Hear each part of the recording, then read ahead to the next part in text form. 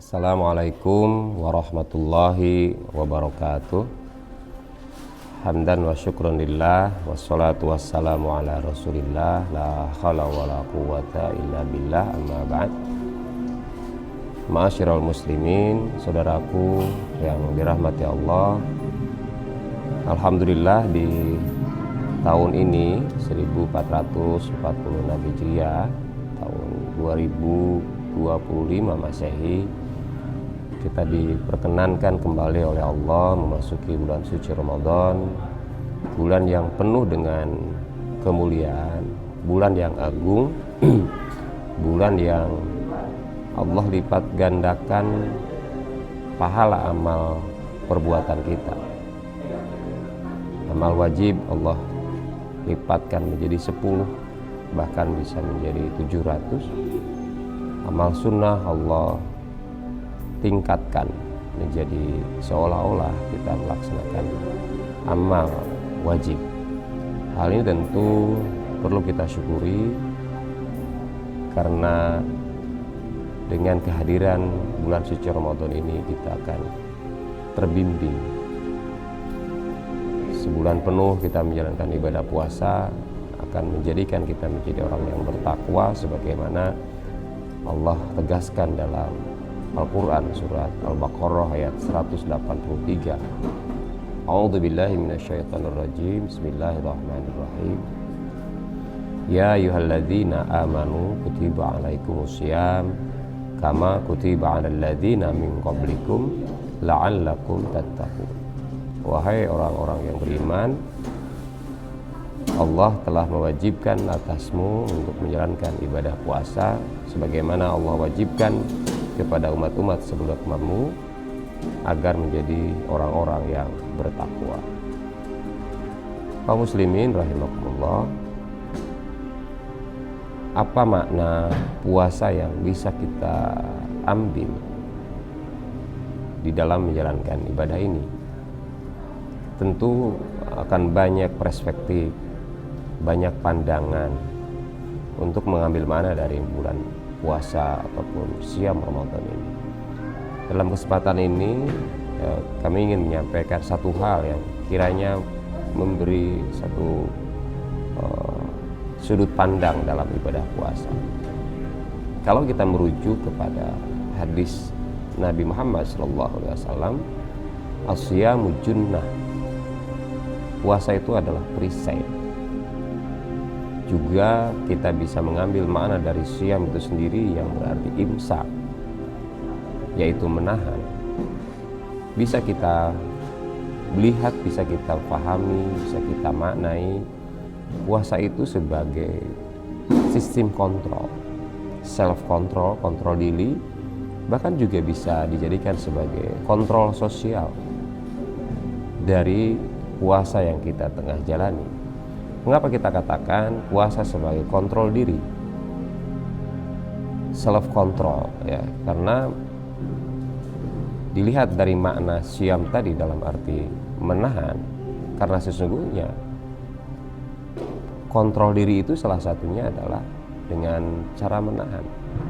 Orang yang tidak mampu mengontrol dirinya, maka dia tidak akan mampu menahan sesuatu hal yang harusnya dia jalankan, dan tidak mampu menahan pula apa yang seharusnya dia hindari. Ada ibadah puasa yang kita laksanakan itu adalah secara fikih, secara normatif, menahan makan dan minum serta hubungan intim suami istri di siang hari sejak terbit fajar sampai dengan terbenamnya matahari. Itu ibadah yang kita lakukan. Tentu ini sebuah latihan, sebuah riyadhah. Dan sejatinya bukan hanya itu yang diminta, bukan hanya menahan makan, minum, dan hubungan seksual saja yang diminta kepada kita. Secara fikih itu adalah yang bisa membatalkan puasa. Tetapi secara psikologis dan juga diberikan informasi oleh Nabi bahwa sebagian dari hal yang harus kita tahan di bulan puasa, bisa mengurangi dari ibadah puasa kita adalah dengan menahan hawa nafsu. secara fikih tidak membatalkan puasa, tetapi secara substansial orang yang tidak berhasil menawan hawa nafsu di bulan puasa itu akan mengganggu kesempurnaan ibadah puasa kita. Sehingga kemudian di dalam sebuah hadis disampaikan asyamu junnah tadi, bahwa siam itu adalah perisai. Faida ahadukumul as-shaima, apabila diantara kamu menjalankan ibadah puasa, fala yarfus, maka jangan rofas, jangan berkata kotor, jangan berkata jorok, jangan berkata-kata yang bisa merusak hubungan interaksi sosial kita. Wala yajhal, dan jangan bodoh, ya, jangan bersifat yang akan mereduksi kemanusiaan kita di bulan puasa ini. Fa innim ru'u satamahu, apabila ada orang yang mengejek kita, ya, au qatalahu, atau mengajak untuk berkelahi, bertengkar, falyakul, maka katakanlah inni shaim, aku sedang berpuasa. Ini menandakan bahwa ibadah puasa ini menjadi self control, menjadi kontrol diri bagi kita. Mengatakan hal yang jorok, yang bodoh, yang bisa merugikan kita dan juga merugikan orang lain, harus kita hindari. Juga tadi dikatakan bahwa apabila ada yang menghina kita, menghardik kita, atau apalagi dengan mengajak kita berkelahi, melakukan tindakan kekerasan, maka kita katakan ini shaim, aku sedang berpuasa. Puasa juga menjadi kontrol sosial, karena ibadah puasa yang sedang kita tunaikan tidak secara personal, tidak secara, maksud saya bukan hanya sendirian. Memang puasa itu bersifat personal, hanya kita dan Allah yang tahu, ya kan. Saumul li, kata Allah, puasa itu untukku, ini azibi, sesungguhnya aku yang akan memberikan balasan kepada orang yang menjalankan ibadah puasa.